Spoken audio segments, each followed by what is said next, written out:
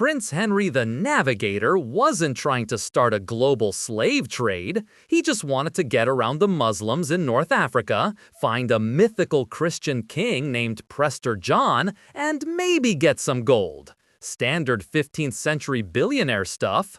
The first Portuguese raids on the West African coast in the 1440s were more like clumsy smash and grabs than a coherent plan.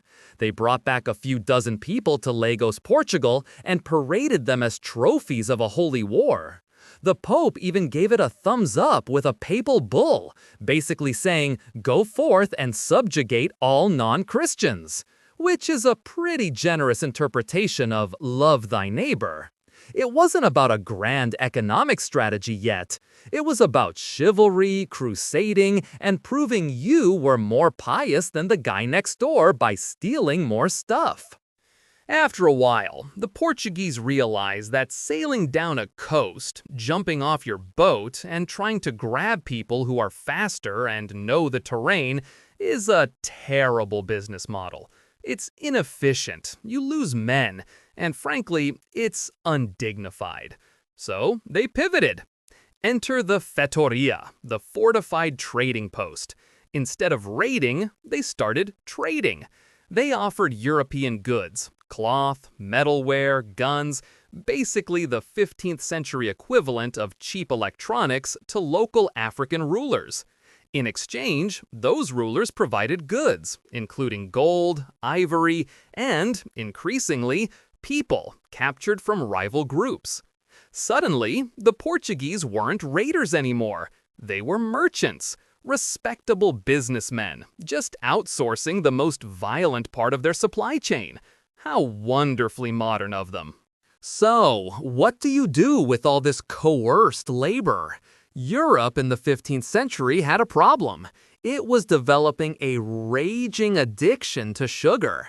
Sugar was the new super luxury item, and the Portuguese had some recently colonized, uninhabited Atlantic islands like Madeira and São Tomé that were perfect for growing it.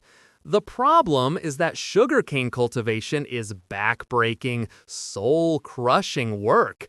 Nobody wants to do it.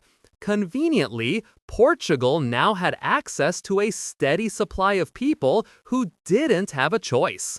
They created the plantation model here, monoculture crops, brutal labor conditions, and a workforce treated as disposable equipment. It was a horrifyingly successful prototype for what was about to happen on a scale that would make these islands look like a garden plot.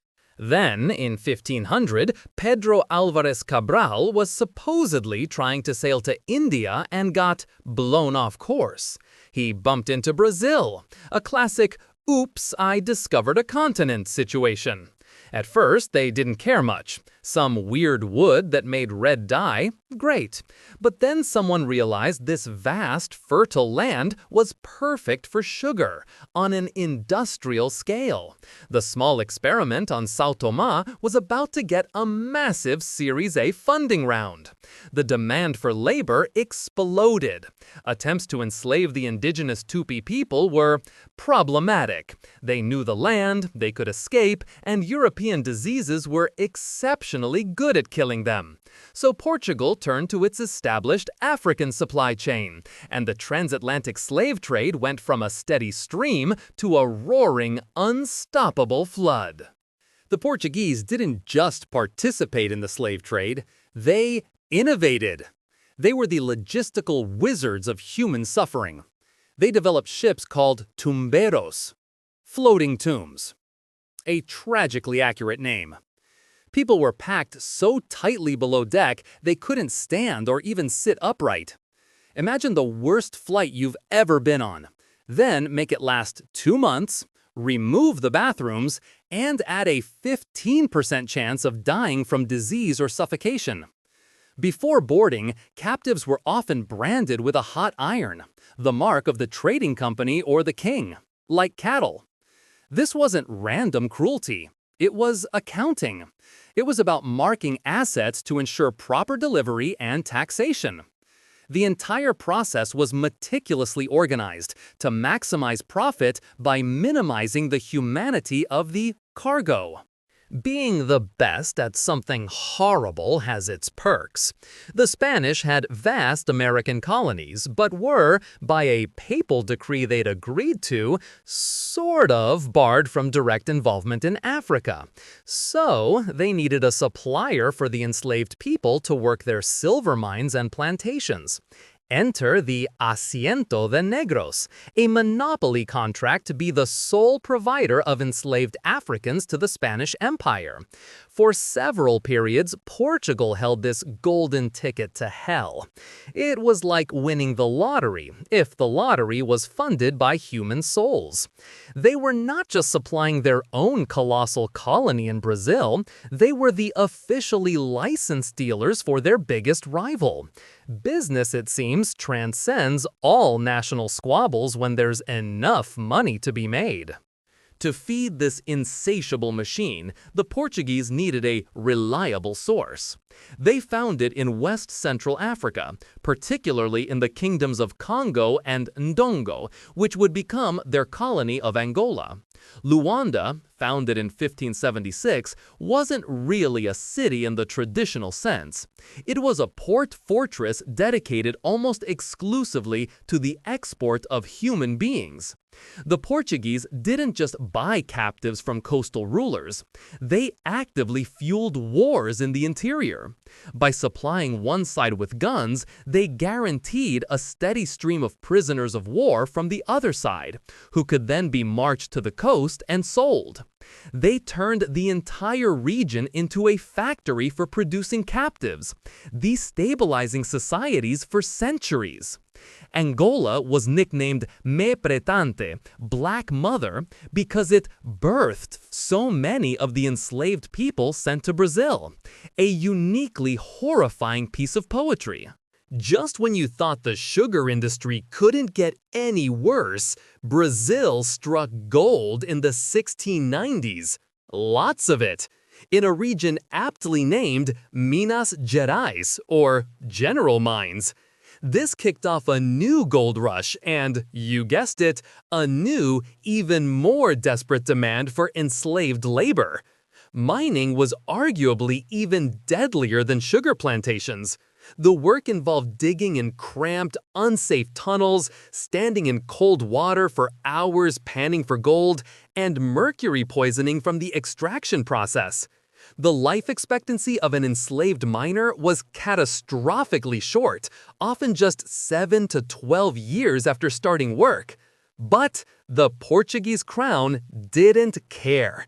They just took their 20% cut, the quinto real, or royal fifth, and watched the gold and the bodies pile up. So, who got rich from all this? Everyone who mattered, basically. The Portuguese crown took its taxes, like the royal fifth on gold and duties on every enslaved person imported. The merchants of Lisbon and Porto made fortunes financing the voyages and selling the sugar and gold in Europe. The shipbuilders, the insurance brokers, the guys selling barrels and salted cod for the voyage. The entire economy became intertwined with it. Even the Catholic Church was deeply involved.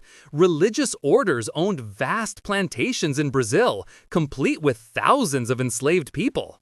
They would baptize the captives before they were shipped, which was a nice gesture, I guess, before consigning them to a life of brutal servitude.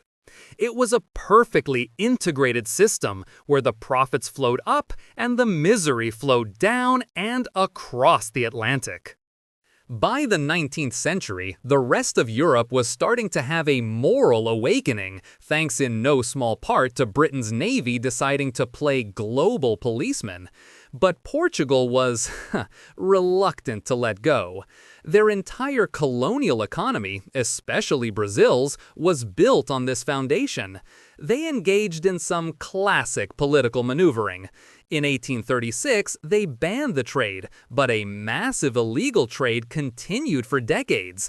They abolished slavery itself in mainland Portugal first, a grand gesture that affected almost no one. It took until 1888 for Brazil, by then an independent empire, to finally abolish slavery, the last nation in the Western Hemisphere to do so. Portugal dragged its feet because it knew the truth. Without enslaved labor, its empire was a hollow shell. It was economically addicted, and the withdrawal was long and painful. What's the legacy of all this? Well, you're looking at modern Brazil, a country whose culture, music, food, and demographics were forged in the crucible of this trade. You see it in Angola and Mozambique, countries whose pre-colonial societies were shattered, leaving scars that persist today.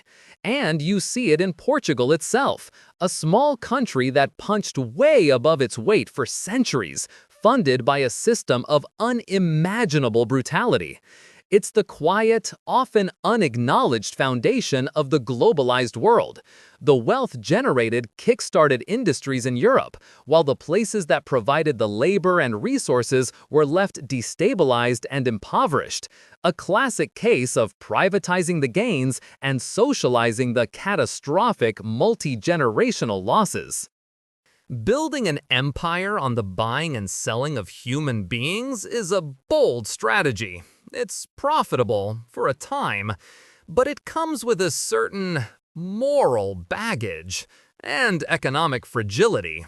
The Portuguese Empire rose on the backs of enslaved Africans, and when that system finally, belatedly crumbled, so did much of its power. It's a stark reminder that economic models based on treating people as disposable spreadsheets have a nasty habit of imploding. A lesson humanity seems spectacularly gifted at learning over and over and over again.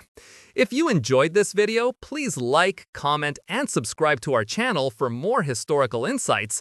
Thanks for watching, nerds!